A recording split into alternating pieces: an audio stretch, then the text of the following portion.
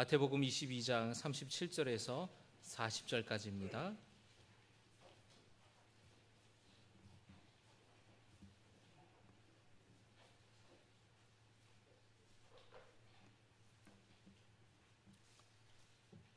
교독하겠습니다. 제가 봉독하고 40절 함께 봉독합니다. 예수께서 이르시되 내 마음을 다하고 목숨을 다하고 뜻을 다하여 주 너의 하나님을 사랑하라 하셨으니 이것이 크고 첫째 되는 계명이요 둘째도 그와 같으니 내 이웃을 내 자신같이 사랑하라 하셨으니 함께 봅니다. 이 두 계명이 온 율법과 선지자의 강령이니라. 아멘. 할렐루야. 올해가 6.25 전쟁 74주년입니다. 우리 교회도 6.25 전쟁의 참전 용사로 헌신하셨던 성도님이 계신데요. 우리 1부 예배 때는 이제 오가병 권사님 함께 인사드리고 또 이렇게 박수했었는데, 우리 2부 예배 때도 아마 우리 김윤곤 집사님 혹시 잠깐 자리에서 일어나 주시겠습니까? 우리 김윤곤 집사님 또 6.25 참전 용사로 이렇게 헌신하셨는데 우리 같이 박수하도록 하겠습니다. 또 제가 모르는 분이 또 계신가요? 네. 벌써 74년 전인데 이분들이 목숨을 걸고 군복무하면서 대한민국을 지켜주시고 또 자유와 평화를 지켜주셨습니다. 이분들의 희생을 통해서 우리가 지금 평화를 누리고 있다라는 것을 우리가 기억하면서 다시 한번 감사의 박수를 드리도록 하겠습니다. 감사합니다. 네, 자리에 앉아주시기 바랍니다. 기도하겠습니다. 참 좋으신 아버지 하나님, 74년 전에 이 땅에 참혹한 전쟁이 일어났었습니다. 그때 젊은 때에 나라를 위해서, 민족을 위해서 참전하여서 헌신하고 목숨을 걸고 군복무했던 우리 성도님이 계십니다. 우리 김윤곤 집사님, 오가병 권사님, 이분들의 헌신으로, 이분들의 수고와 또 이분들의 희생으로 우리가 지금 자유를 누리고 또 번영을 누림을 우리가 기억하게 하여 주시고, 우리가 특별히 6.25 74주년을 맞아서 나라와 민족을 위해, 군을 위해 기도하며 애쓰는 우리들 모두가 되게 하여 주시옵소서. 예수님의 이름으로 축복하며 기도드려옵나이다. 아멘.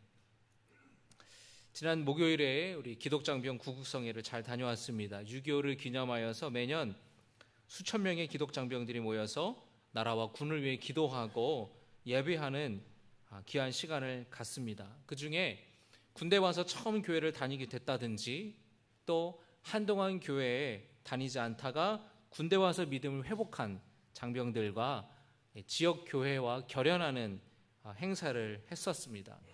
이 행사에 우리 교회도 참여하였고 청년들이 준비하여서 함께 우리 장병들을 만나고 예수님을 전했는데요. 특별히 용인 지역에 연고가 있다든지 이 지역에서 대학이나 직장 생활을 하는 그 장병들을 함께 만나서 또 교제하고 우리 교회에 안내하고 또 소개하는 시간을 가졌습니다. 우리 잠깐 사진을 좀 보여주실까요? 그래서 과외를 이렇게 또 준비를 해서 우리 청년들이 전날부터 와서 또 이렇게 준비하고 또 기도하고 함께 출발을 했습니다.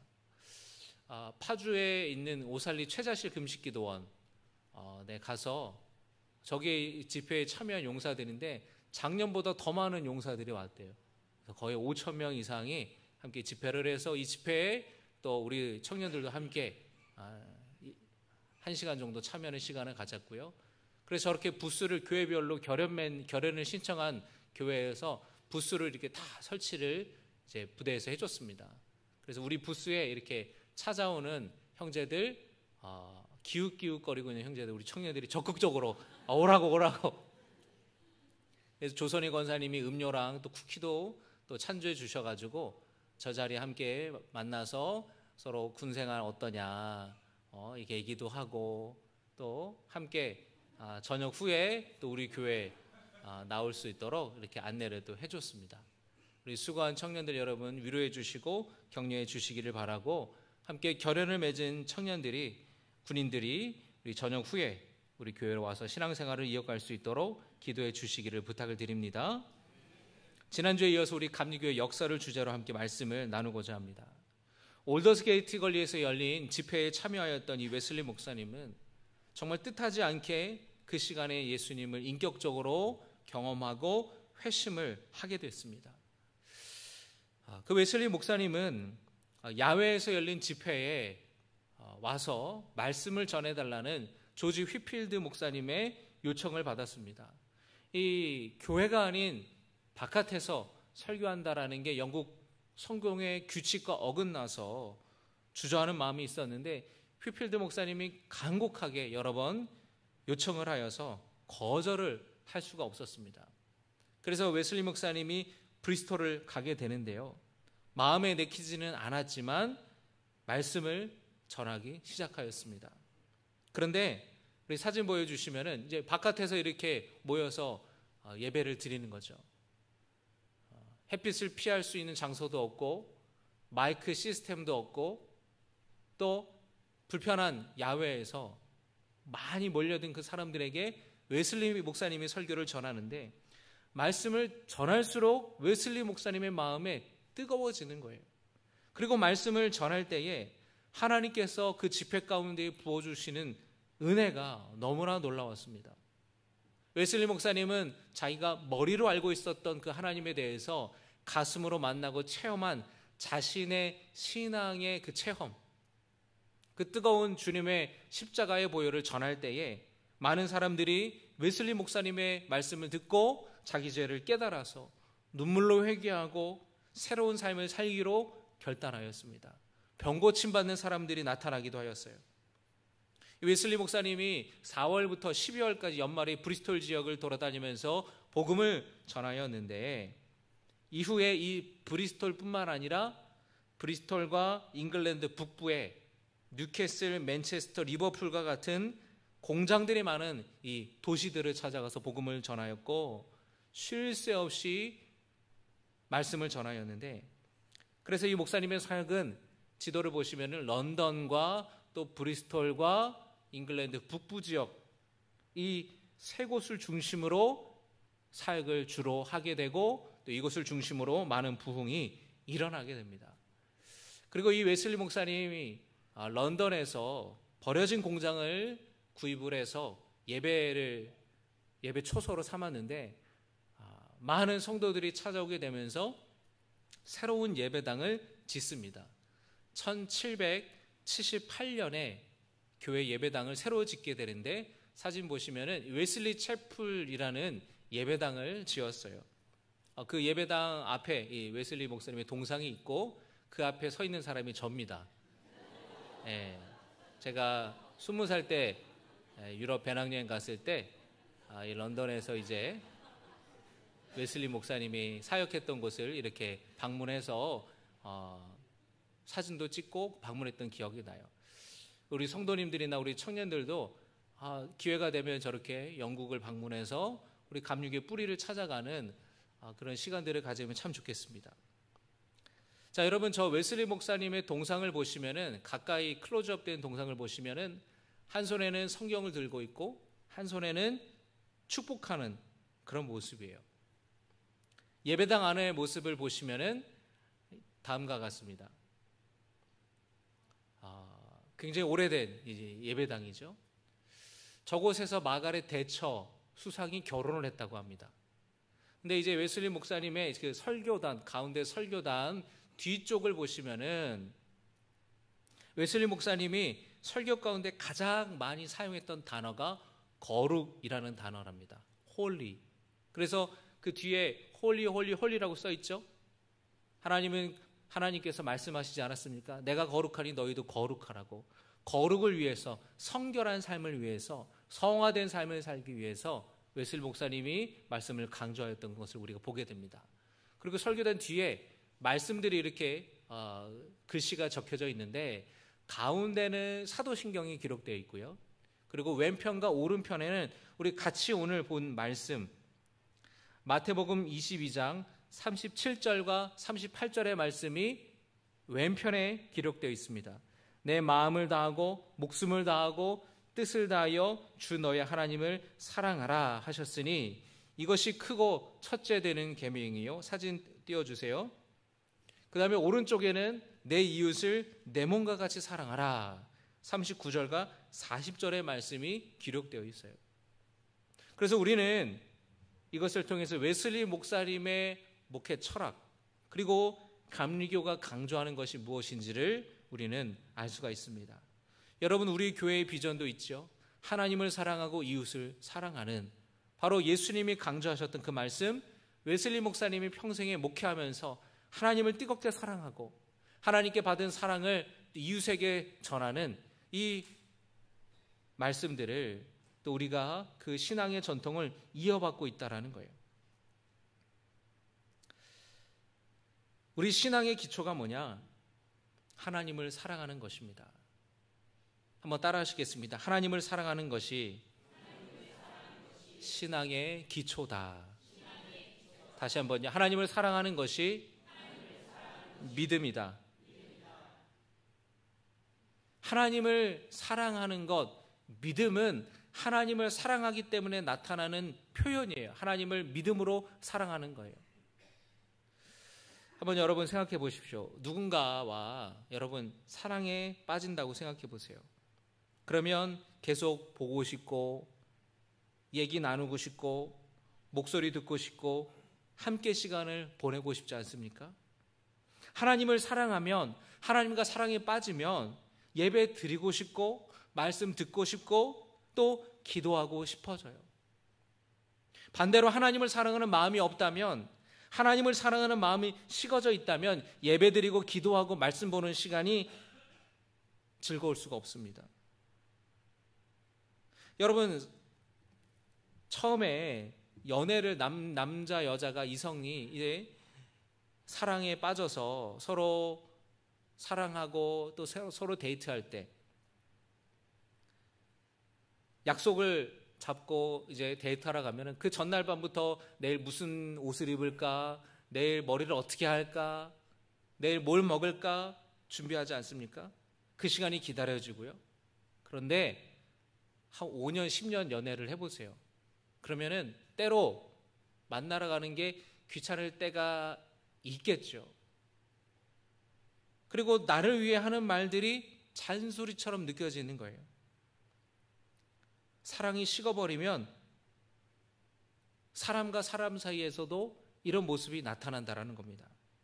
마찬가지입니다. 하나님을 사랑하는 마음이 식으면 예배드리러 교회 가는 게 귀찮아지고 설교 말씀이 잔소리처럼 느껴지고 성경 말씀이 내게 은혜가 되는 것이 아니라 불편함으로 다가온다는 겁니다. 그래서 우리가 내 신앙생활에 지금 문제가 있다면, 내가 예배드리는 것이 예전과 같지 않고 내가 교회 가는 것이 사람 때문에 걸려 넘어진다면 그 사람의 문제가 아니라 하나님을 향한 나의 사랑부터 점검해 봐야 된다는 거예요. 하나님을 향한 내 사랑이 식어져 버렸다면, 하나님을 향한 내 사랑이 지금 없다면 우리가 신앙생활하고 예배드리고 기도하고 말씀 듣는 것이 이전과 같을 수 없다는 겁니다. 여러분, 그런데 물론 시간이 지나면 뜨거웠던 그 사랑이 좀 달라지기도 하죠. 부부간에도 그 사랑을 유지하려면 노력하는 게 필요합니다. 여러분, 사람이 사랑에 빠져서 마음이 설레고 마음이 두근거리고 그게 2년을 못 간대요. 뇌에 그런 호르몬이 나오는데 2년이 지나면 그 호르몬이 나오지 않는답니다.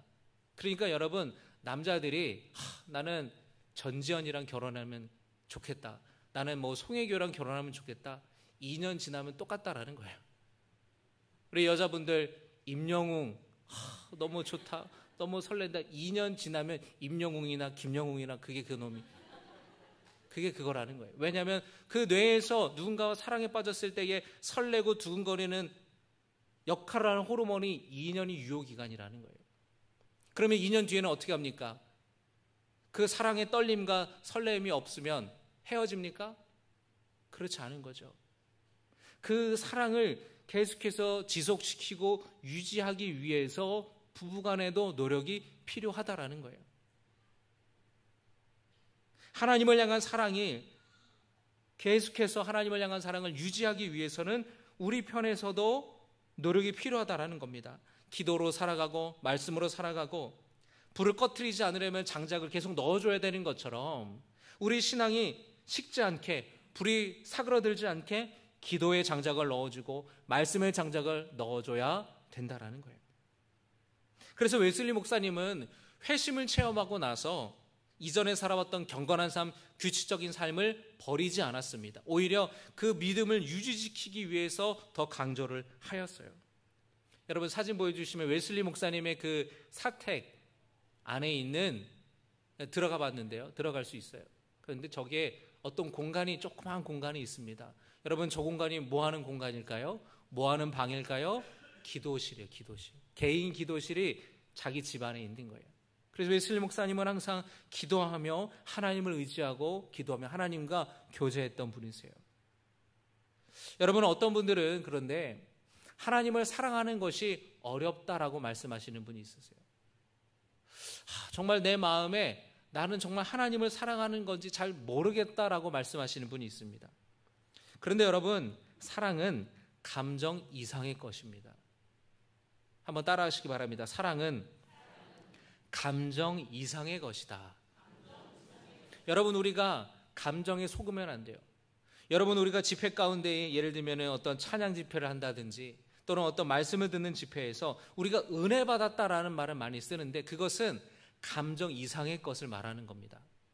찬양하면서 흥분되고 기분이 좋고 또는 집회하면서 또 내가 통성 기도하면서 막 카타르시스를 느끼잖아요. 그런데 은혜라는 거는 그 이상의 것들을 말하는 거예요.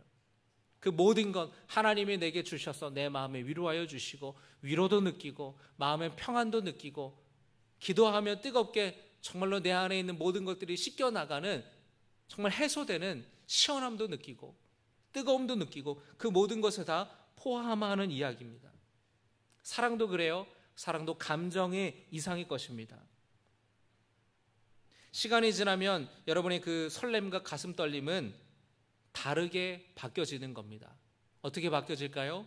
부부간의 믿음, 신뢰, 또 서로 의지하고 동행하는 것으로 그 사랑은 바뀌어요. 떨리고 두근거리는 그것은 감정인 것이지 사랑은 그 이상의 것이라는 거예요. 그러니까 내가 하나님을 사랑하는 거 맞나? 내가 하나님을 사랑하는 사람 맞나? 신앙생활하면서 내가 그렇게 막 대단히 막 뜨겁고 막 엄청나게 다른 사람처럼 막 눈물을 흘리고 그렇게 내가 감동했던 적은 별로 없는 것 같은데 그런데 분명히 나는 믿는다라는 거예요. 나는 정말로 예수님이 내 죄를 사해 주셨다라는 것을 믿고 동의하는데 내가 이게 하나님 사랑하는 게 맞는 건가? 여러분 하나님을 믿고 내가 하나님을 신뢰하고 있다면 내가 하나님을 진심으로 의지하고 있다면 분명 하나님을 사랑하고 있는 거예요. 어떤 감정적인 흥분과 감정적인 설렘과 뜨거움도 주님을 인격적으로 경험했을 때에 우리는 경험하지만 하나님의 사랑을 꼭 그렇게 감정적인 것으로만 경험하는 것이 아니라 하나님을 굳게 믿고 하나님을 신뢰하고 하나님이 내게 행하신 일들에 대해서 내 마음 깊이 감사하는 것 또한 하나님을 사랑하는 것이라는 거예요. 하나님을 믿고 신뢰하고 의지하며 살아가는 우리 모든 신갈교회 성도 되시기를 주님의 이름으로 축복합니다. 하나님을 사랑하는 성도 되시기를 주님의 이름으로 축복합니다. 내가 하나님을 먼저 사랑하는 것이 아니라 하나님이 여러분을 먼저 사랑하셨어요. 하나님이 여러분을 먼저 사랑하셨어요. 그래서 구원의 문을 열어주셨고 구원의 은혜를 베풀어 주신 것입니다. 하나님의 놀라운 사랑을 받았기에 그에 대한 응답으로 우리가 하나님을 사랑하는 것이고 그에 대한 응답으로 이웃을 사랑하는 것입니다. 이웃사랑은 하나님의 그 사랑을 받았기에 다른 사람을 사랑하는 거예요.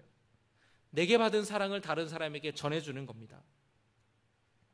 내가 경험한 하나님 사랑, 아직 알지 못하는 사람들에게 그 사랑을 알려주고 그 사랑에 대해서 소개하고 그 사랑에 전하게 되는 거예요. 웨슬리 목사님은 설교에서 이렇게 말씀하셨습니다. 굶주린 자를 먹이고 헐벗은 자들을 입히고 나그네 된 자들을 대접하고 감옥에 있거나 병들거나 괴로워하는 사람을 방문하고 무지한 자를 가르치고 미련한 죄인을 깨우치고 약한 자를 위로하고 붙잡아주고 죽음으로부터 영혼을 구원하는 일 등이 자비의 실천이다. 이웃 사랑하는 데 있어서 웨슬리 목사님이 무척이나 강조를 하였는데요. 예수님을 모르고 방황하는 사람들에게, 영적인 고통에 빠져 있는 사람들에게, 실제적인 현실의 어려움과 가난과 고통 가운데 허덕이는 사람들이 눈에 밟히는 거예요.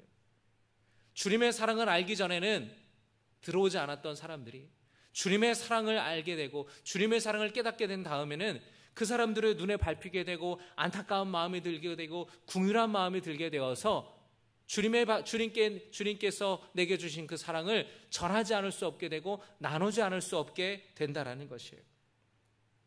웨슬리 목사님은 평생 목회하면서 고아들을 돌봤습니다. 전쟁에서 거친 그 노동 현장에서 남편을 잃고 과부가 된 사람도 당시에 많았는데 이 과부들을 위해서 머무를 수 있는 거처를 제공하고 돌봐주었는데 이게 소문이 나서 영국 왕실의 지원을 받을 정도였다라고 얘기해요. 교도소 선교회도 열심히 했습니다. 웨슬리 목사님의 복음을 듣고 설교를 듣고 회심한 죄수들도 많았고, 그리고 죄수들이 특별히 사형수들이 사형 선고 받기 직전에, 그 사형 집행을 받기 직전에 웨슬리 목사님의 저런 복음을 듣고 그 자리에서 영접하고 예수 믿게 된 사람들도 많았다고 해요. 흑인 노예들의 비참한 현실을 목격하면서 노예 폐지 운동에도 웨슬리 목사님이 앞장섰습니다. 영국에서 이 노예 폐지 운동에 앞장섰던 사람이 윌버포스라는 정치인인데, 이 윌버포스에게 웨슬리 목사님이 그를 격려하는, 지지하는 편지를 쓴 적도 있었습니다. 싸우십시오. 하나님의 이름으로, 하나님의 전능하심으로 노예 제도가 이 땅에 폐지될 때까지 싸우십시오. 윌버포스가 이 법안을 제출할 때에 서명했던 사람의 절반이 감리교인이었어요. 그래서 감리교 사람들은 사회에 굉장히 많은 관심을 갖습니다.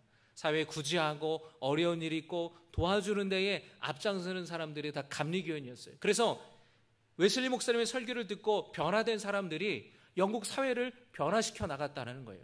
영국 사회를 개혁시켜 나갔다는 거예요. 그래서 역사가들은 웨슬리 목사님이 없었다면 영국 사회는 더 비참하고 더 부패한 사회가 되었을 것이라고 분석합니다. 이웃을 사랑하는 일, 웨슬리 목사님에게는 고아들이 이웃이었고 과부들이 이웃이었고 광부들이 이웃이었고 노동자들이 이웃이었고 죄수들, 흑인 노예들이 이웃이었어요. 그들에게 사랑을 전하고 그리고 가장 귀한 것을 전하였습니다. 그게 무엇일까요, 여러분? 바로 예수 그리스도. 이웃사랑의 최고봉이 뭡니까? 예수님을 전하는 거예요. 여러분이 가지고 있는 최고의 것을 전하는 겁니다. 바로 예수 그리스도를 전하는 거예요. 베드로와 요한이 성전에 들어가는데 그 성전의 미문이라는 아름다운 문이라고 불리우는 그 문 앞에 나면서부터 안진뱅이였던 사람이 구걸을 하고 있었습니다. 수많은 사람들이 성전을 출입하면서 그 사람에게 적선을 했어요. 여러분, 그런데 베드로가 들어가면서 그 구걸하는 사람에게 우리를 주목하여 보십시오 라고 말을 합니다. 여러분, 구걸하는 사람에게 동전이나 1,000원을 이렇게 적선할 때에 나를 좀 보십시오 라고 말하는 사람이 있습니까? 그런 사람 없어요. 눈을 마주치지 않습니다. 엎드려 있지, 구걸하는 사람이. 주는 사람이 저 좀 보세요 라고 말하는 사람이 있어요? 없어요. 저 좀 보세요 라고 하니까 이 사람이 나를 외부로 나고 눈을 마주 본 거예요. 얼마나 큰 돈을 주려고, 5만 원짜리 주려고 나를 보라보라나 쳐다봤어요. 그런데 베드로가 뭐라고 얘기합니까? 내게 은과 금은 없습니다. 그러나 내게 있는 것을 당신에게 주겠습니다. 나사렛 예수의 이름으로 일어나십시오 하고 그의 손을 붙잡았더니 한 번도 일어나 본 적 없던 그 사람이 다리에 힘을 얻고 일어나게 되고 걷게 되고 뛰게 되었다라는 것이에요. 할렐루야. 베드로는 은가금 그거 여러분 하루 이틀이면 사라지는 거예요. 그러나 영원한 것, 영원한 복음, 바로 예수 그리스도를 그 사람에게 전해주었던 거예요. 그 사람은 예수 그리스도를 통해서 구원을 경험하였습니다. 치유를 경험하였어요. 그래서 그가 성전을 뛰어다니면서 하나님을 찬양하고 많은 사람들이 몰려와서 베드로의 설교를 듣고 수천 명이 회심하게 되는 놀라운 역사가 일어났던 것이에요. 여러분, 이웃을 사랑하는 것, 우리가 가지고 있는 물질, 우리가 가지고 있는 것을 나누는 것, 그 이상으로 우리에게 가장 좋은 예수 그리스도를 전하는 것임을 여러분이 잊지 마시기를 주님의 이름으로 축복합니다. 그러면 우리가 이웃을 사랑해야 된다. 그러면 이웃이 누구예요? 여러분의 이웃이 누굽니까? 여러분 가장 가까이 있는 사람이 누굽니까? 여러분 가족들. 여러분의 가정에 믿지 않는 가족들이 있다면 여러분의 가정이 선교지예요. 여러분의 직장에 믿지 않는 직장 동료들이 있다면, 부하들이 있다면, 직장 상사가 있다면 여러분의 직장이 선교지입니다. 여러분의 앞집 사는 사람들, 여러분 같은 아파트에 자주 만나는 사람들, 예수 믿지 않는 사람들이 있다면 여러분의 살아가는 그 동네가 선교지예요. 그래서 여러분, 우리가 이웃사랑이라는 것, 가장 좋은 것을 주는 것인데 바로 예수님을 전하고, 그래서 우리 살아가는 우리 가정이, 우리 지역이, 우리 동네가 주님의 복음을 전하는 선교지라는 것을 여러분이 기억하시길 바랍니다. 여러분 가족에게 복음을 전하고 여러분 자녀에게 예수님을 전하시기를 바랍니다. 7월부터 우리 교회 학교와 청년부 여름 행사들을 진행합니다. 여러분의 자녀들을 빠짐없이 참석시키기를 주님의 이름으로 축복합니다. 여러분, 이 청소년기 때는, 이 유소년 시기는 다시는 돌아오지 않는데요. 가장 예수님을 인격적으로 만나고 신앙의 체험을 하기 좋은 때가 바로 이때입니다. 여러분, 이때를 놓치면 후회하는 거예요. 이때 제대로 예수님을 만나면 그 신앙의 체험이 여러분의 자녀의 평생을 이끌어가는 거예요. 이때 예수님을 경험하는 만남을 갖게 되면은 그게 이 아이의 평생토록 신앙을 이끌어가는 겁니다. 신앙을 책임지는 겁니다. 그러니까 이때를 놓치면 안 되는 거예요.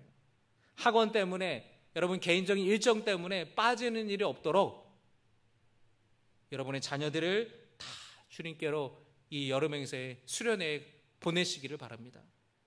여러분의 자녀를 사랑한다면 반드시 이 여름 행사에 참석시키기를 바라요.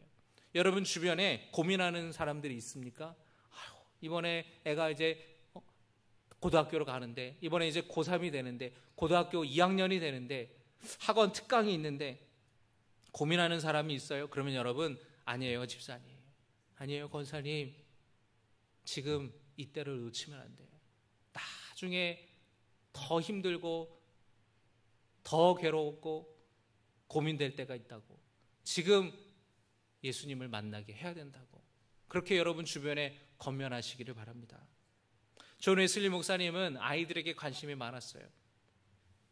이 아이들도 웨슬리 목사님의 설교를 듣고 많이 회심을 했다고 합니다. 그래서 1800년대 초반에 감리교인의, 영국의 감리교인의 수가 10만 명이었는데 주일학교 아이들의 수가 10만 명이었대요. 그러니 교사들이 모자르죠. 우리 교회에서도 교사들이 모자르다고 교사를 모집하기도 하는데, 그런데 웨슬리 목사님은요, 어린아이들 중에서, 어린아이 중에 리더십이 있는 아이들, 그 아이들을 훈련시켜서 어린아이가 리더가 되어서 그 어린아이들을, 그 속회를 지도하게 했다라는 거예요. 우리 아이들이 스스로 리더십을 가지고 또래 아이들을 신앙적으로 이끌어 갔다라는 거죠. 그렇게 되기를 주님의 이름으로 축복합니다. 여러분, 우리가 이웃에게 사랑을 전하는 일, 예수님의 복음을 전하는 일이고, 그리고 우리 이 이웃이라는 개념이 가정과 직장과 우리가 사랑하는 이 지역, 용인, 그리고 우리 더 나아가 우리나라, 그리고 온 열방이 우리의 이웃으로 복음을 전해야 된다라는 것을 우리가 기억했으면 좋겠습니다. 8월 달에 우리 태국 단기 선교를 가는데 가서 선교사님을 돕고 전도하고 함께 이제 선교를 하게 됩니다. 7월 달에 허일선 선교사님이 교회를 개척해요. 그 개척하는 지역의 교회를 알리고 전도하면서 또 함께 선교하게 되는데, 태국 사람들이 우리가 예수님을 전해야 된다라는 그 전해야 되는 이유심을 깨닫고 그 땅을 마음에 품고 여러분 함께 기도해 주시기를 주님의 이름으로 부탁을 드립니다. 단기 선교팀만 선교하는 것이 아니고 함께 여러분이 기도에 동참할 때에 이 선교에 동참하는 것이에요. 함께 기도해 주시고 또 물질로 후원해 주시고, 그래서 이 선교가 우리 모두의 선교며 하나님이 기뻐하시는 선교가 되기를 바랍니다. 말씀을 마무리하겠습니다. 여러분, 하나님을 사랑하는 성도 되시기를 주님의 이름으로 축복합니다. 이웃을 사랑하는 성도 되시기를 주님의 이름으로 축복합니다. 내게 주신 사랑, 그 사랑에 대한 응답으로 하나님을 찬양하고 하나님을 예배하는 성도, 그리고 이웃에게 사랑을 전해주고 내가 가진 것을 나누어주고 그리고 내가 가진 가장 귀한 예수님을 전하는 우리 모두가 되어서 이 지역을, 신갈 지역을 또 우리 기흥구를 변화시키고 더 나아가 온 세계를 변화시키는 주님의 제자가 되시기를 주님의 이름으로 축복합니다. 함께